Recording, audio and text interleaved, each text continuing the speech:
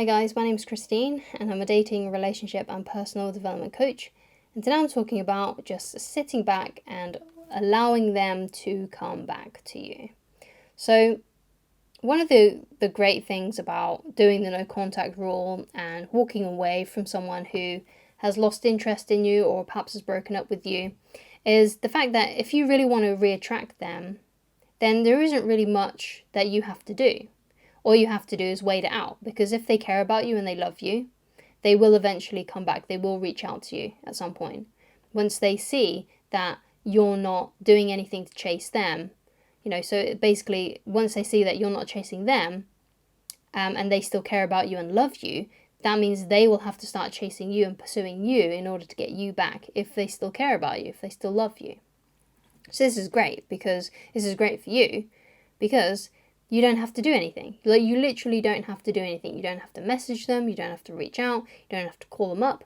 You let them do everything, which is great, which is ideal, because you don't have to put in any effort, right?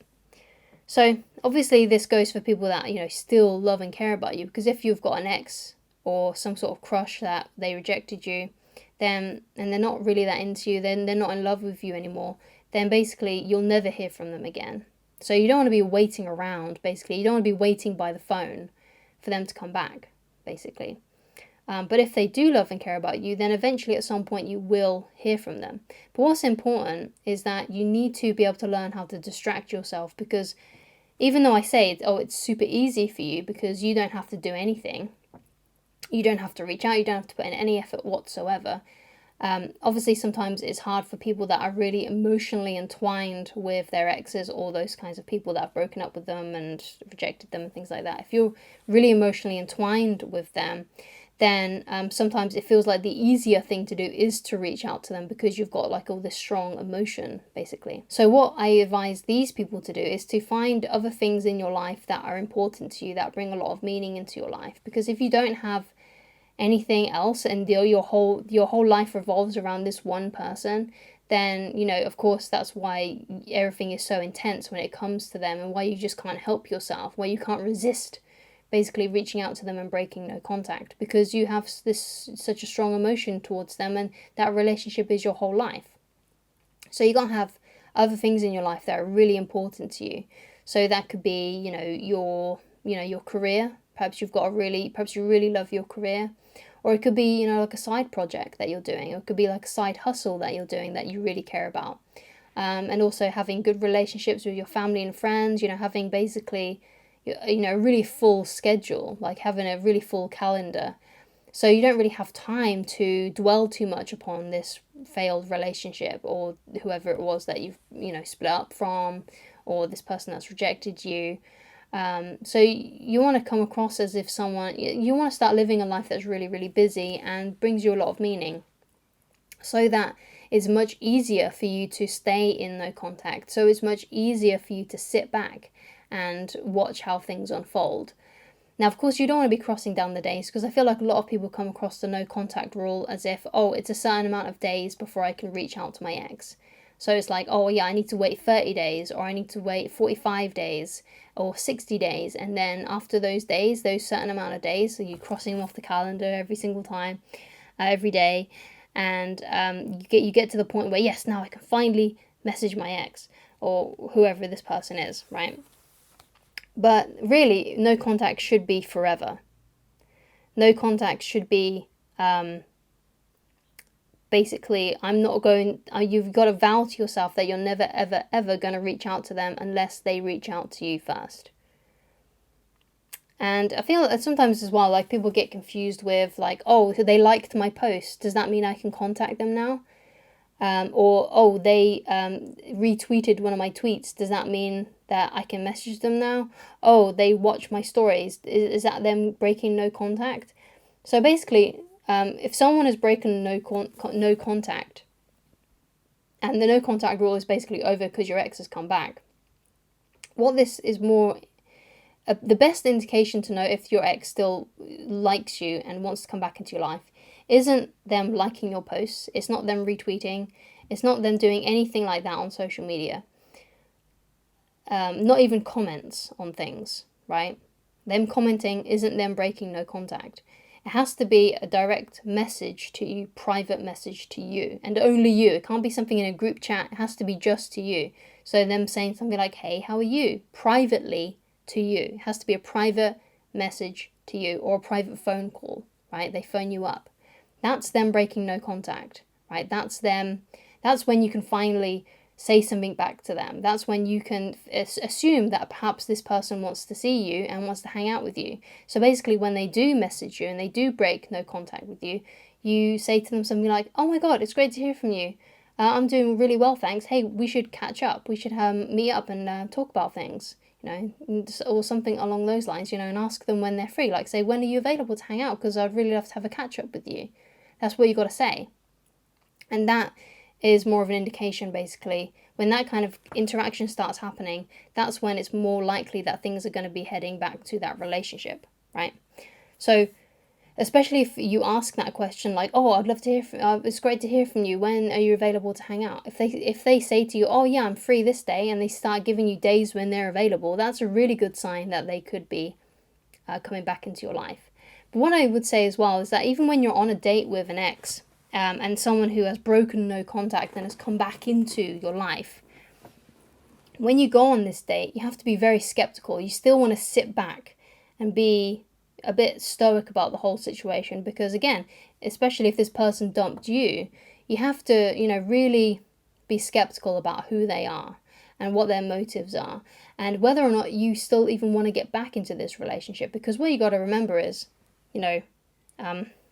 this relationship ended for a reason.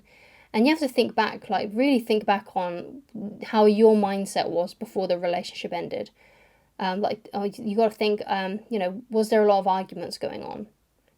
Was I kind of, was I also thinking about ending the relationship? Was I thinking about dating and sleeping with other people? Because if you were thinking those sorts of things before the end of the relationship, then you have to remember that, because more than likely if you ever get back together, it won't be long before you start feeling those things again, because it's very unlikely that this person has actually changed, because most people don't actually change themselves. It's very rare that people put in the effort to change their flaws and to work things out and to get better, basically. And you are probably someone who is more inclined to do that, because you wouldn't be watching a video like this and trying to get this sort of advice if you weren't willing to change your act and start growing from your life situations, especially when it comes to romance, right? But other people who, a lot of people aren't willing to do that sort of thing. A lot of people are stuck in their ways and aren't willing to actually put in the effort to change themselves. So you got to think, like, how was I feeling in that relationship? Because if I was feeling bad, if I get back into a relationship with the same person, it's very, very likely that I'm going to start experiencing the same sort of emotions I was experiencing before the breakup, right? It's very likely that's going to happen, because it's a relationship with the same person. So when you go on a date with an ex who perhaps wants to rekindle things, you have to start trying to figure out, has this person actually changed? And you have to take things very, very, very slowly in order to find out basically if they have changed, because a lot of people can disguise who they are, and you have to just be very careful. I personally would never get back with an ex, so I'm not saying that I don't think it's a good idea for anyone to really get back with an ex, usually, right? Obviously there are some very rare cases where it can work out, but most of the time it's not a very good idea to do that, because especially if you were miserable in that relationship. Now, it may be the case that you want to get back with them now because perhaps you have a lot of nostalgia surrounding the relationship, or perhaps they rejected you and the rejection has bred obsession, and because that's what happens technically, even if you, because I think an example I used recently was, if let's say you're on a date with someone who you're not really driving with, it's not really working out, and you're kind of like, oh yeah, I don't think this one's for me. But they say that to you first, and they go, oh, you know what, this isn't really working out, I kind of want to go home. It still stings. It still hurts. And it kind of makes you like, oh, it kind of makes you a tiny little bit more interested in them because they're the one that rejected you. And that's why rejection sometimes breeds obsession. And I think that's a quote from Tony Robbins. And basically what you need to understand is that You know, it might be the case that you are just thinking about this relationship and wanting it back just because they rejected you, and that rejection has bred the obsession within you to think about them a lot and want that relationship back. Which is why I say it's important to look back on the relationship before you broke up, before that breakup happened.